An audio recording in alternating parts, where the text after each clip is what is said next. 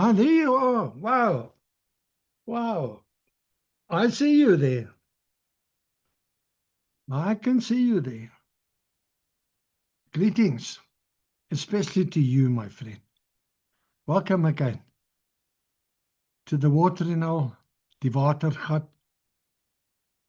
I'm still Peter Warren, and by the grace of God, we're going to spend some more good time around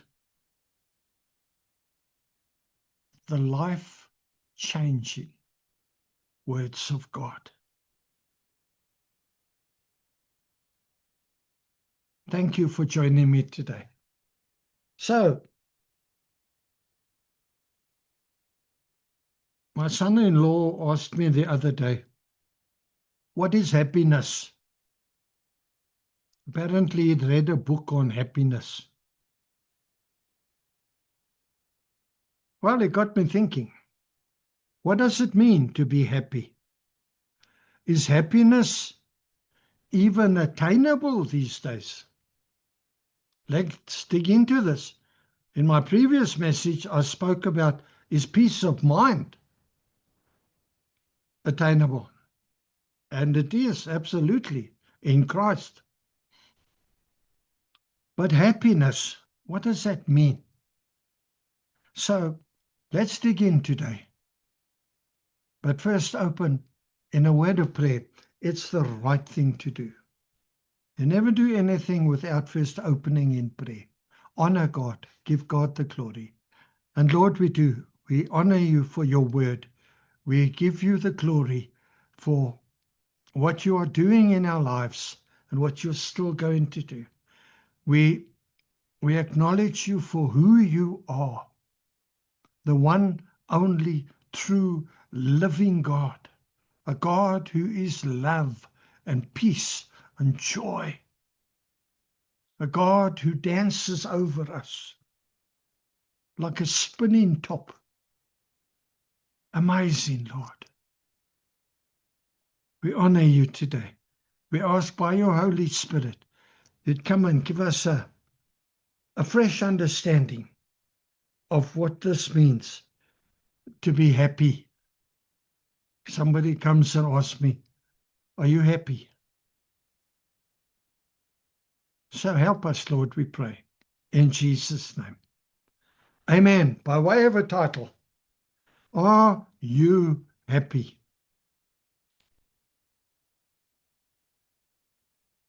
That can't just be as jy gelukkig. Is it that simple? Is happiness a passing emotion or a permanent state? The Bible says it can be both. There is happiness that reacts to happenings, which are temporary and up and down, volatile. And then there is happiness, which overrules the other happenings. Such happiness is strong and lasting. So we get happiness that reacts to happenings, and we get happiness that doesn't care about happenings. It is happiness based on happenings, those that come and go, is part of everyday life. But if that is all we are counting on, we're going to have to feed ourselves with events, chasing after stuff to keep us upbeat. Those who know the joy that comes from the Lord don't need happiness to keep them happy. They learn how to develop inner joy because they know that no matter what happens, God offers hope and promise. So there are quite a few parallels here between this message of happiness and my previous message of peace of mind. So what does the Bible teach? Let's go there. Number one, God does not promise temporary happiness. In fact, the Bible assumes that problems will come our way. Philippians 4:12 in the ISV. I know how to be humble, and I know how to prosper. In each and every situation, I have learned the secret of being full and of going hungry, of having too much and of having too little. God does not promise temporary happiness all the time. It's not his concern. God's concern. God promises lasting, permanent joy for all those who believe in him. Joy unspeakable. It's hard to put it into words. The kind of joy that stays with us in spite of our problems.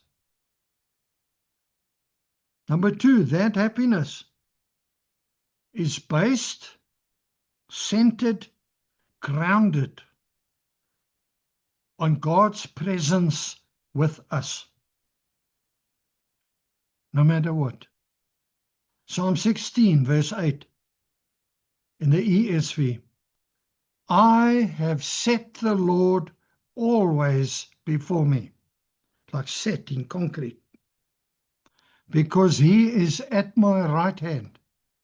I shall not be shaken. Therefore my heart is glad, and my whole being rejoices.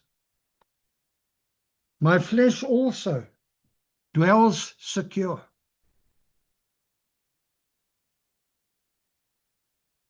You know, aging is for sissies, isn't for sissies.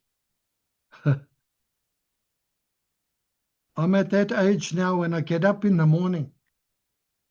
Man, I've got to take a few laps around the bed before I can get up. Everything that doesn't hurt doesn't work. But you know what? Here I am. Every day is the greatest day of my life, because I have set the Lord always before me. Because he is at my right hand, I shall not be shaken. Therefore my heart is glad, and my whole being rejoices. My flesh also dwells secure. Safe and sound. God's presence with us brings complete, total contentment. Faith in God brings happiness. For God has promised that we will surely find him when we truly seek him. Jeremiah 29:13 in the ESV. You will seek me and find me when you seek me with all your heart. Let me say this. God does not answer casual inquiries. It's not some knowledge ATM. God wants a relationship with you, intimate. Into me you shall see. And then God says, okay, Pete, and then into me you shall see. Intimate. You see, Galatians 5 at verse 22 tells us that the Holy Spirit, who is Almighty God, produces, develops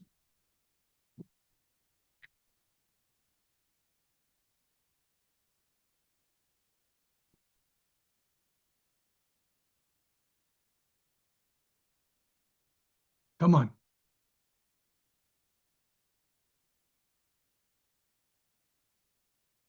Sorry, Amy, you can just cut out that barking bit, please. The Holy Spirit develops joy in our lives. This joy that I'm talking about. Number 3, promises of eternal life help us live in victory. 1 Peter 4, verse 12 in the ESV. Let me first say this. We can even be happy in the midst of difficult circumstances. Why? Because they help us to better understand what Christ went through for us and makes us partners with him. I had a very bad night last night. I had a lot of pain. And it got me thinking about what Jesus' back looked like after they'd whipped him like that. I cannot even begin to think of the pain that he endured for us, for me, for you. But the pain I was going through gave me a little handle I could relate to him with.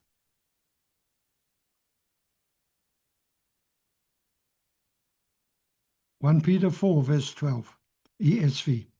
Beloved, do not be surprised at the fiery trial when it comes upon you to test you, as though something strange were happening to you. But rejoice insofar as you share Christ's sufferings, that you may also rejoice and be glad when his glory is revealed. 2 Corinthians 12 at verse 10 in the ESV. For the sake of Christ then, as Paul speaking, I am content with weaknesses, insults, hardships, persecutions, calamities. For when I am weak, then I am strong. You know, I can just yield and cast my pain upon the Lord and say, Lord, this is too big for me. Will you please take this? Cast your burdens upon the Lord, for he cares for you. Once you do that, they become his burdens. You can't take them back. And then he will work them out in your life. Hope in God's promises of eternal life make us happy because we know that what we are presently going through will one day end. Every season passes, every life passes, but heaven awaits. Hebrews 10:34 in the Passion Translation. Paul is writing to the Hebrews, when all your belongings were confiscated, you accepted that violation with joy, convinced that you possess a treasure growing in heaven that could never be taken from you. My inheritance will not fade away. It's secure. It is anchored to the throne of God. That's where my hope is. Number 4, happiness is living and sharing the good news. Now, the good news of our salvation makes us very happy. It should. You need to revisit it. You need to think of just how deserving you were of eternal hell. And how, even when you were still an enemy of God, Jesus died on the cross for you. You need to go back there. If necessary, ask God to give you a fresh revelation.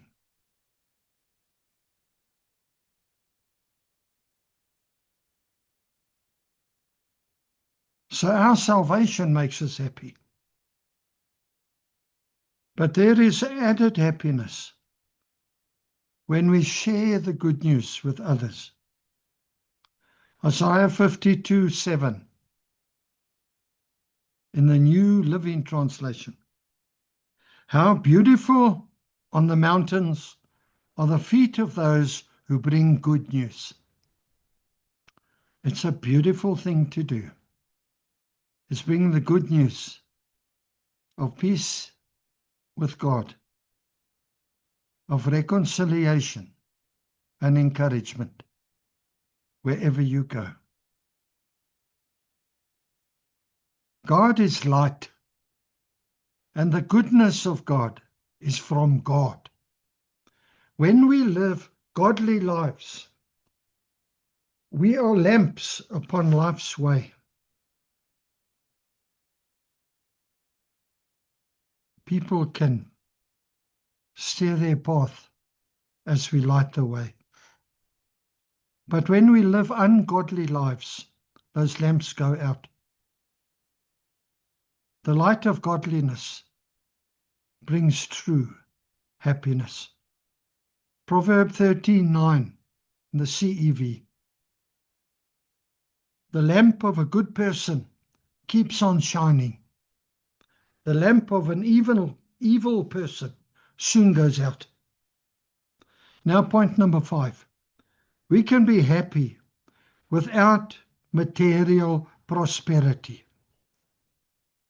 Material riches can bring spiritual poverty, but also material poverty can bring spiritual riches. It works both ways. But it is also possible to have both material and spiritual riches. Just be very careful. Guard your heart. Matthew 6, verse 19 in the CEV. Don't store up treasures on earth. Moths and rust can destroy them, and thieves can break in and steal them. Instead, store up your treasures in heaven, where moths and rust cannot destroy them, where thieves cannot break in and steal them. Your heart will always be there where your treasure is. So if your treasures are in heaven, your heart will be heavenly. That's my final word on this. I do want to apologize for my throat affliction today. It's just one of those days. But that's not important. What is important is that I ask you, are you happy? Are you living just for those fleeting events that bring a bit of short-lived happiness? Like your next fix, your next fix, your next fix. Or are you secure, fixed on Christ? Hope secure. Rejoice in that. I just want to pray now. If you don't know Jesus as your Savior, you have no peace. You will not find peace. The only peace is in Christ. Ask Him today, if He is real, to reveal Himself to you in a way that you will know and understand that this is real. And then take all your questions and go and speak to a pastor. Do not delay. Tomorrow is not promised to anybody. And there is true, lasting joy. A heart that is glad because your eyes are set on Christ. Let's just pray. Father, I thank you. I pray for those who don't yet know you. Lord, would you stir them? Would you light a fire under them today to be reconciled to you, that their sins may be forgiven, that they may be adopted into your family as your child, that truly heavenly happiness may be their portion and their inheritance. But Father, for those of us who already know you as our Savior, oh Lord, just remind us again of that beautiful story of how you bared your chest for us. Help us to connect with you in a deeper, more loving way than before. Thank you, Father, for what you have done, what you are doing, and what you're still going to do. We honor you in Jesus' mighty name. Amen. Well, that's a lot, and all I got again. Short and sweet, like my wife. With love from me to you. I am happy. Are you happy? Thanks for spending this golden time with me at the Watergat. May Almighty God richly bless you and yours until we meet again. Goed gaan, sterkte. I love you with the love of the Lord. Be happy. Amen.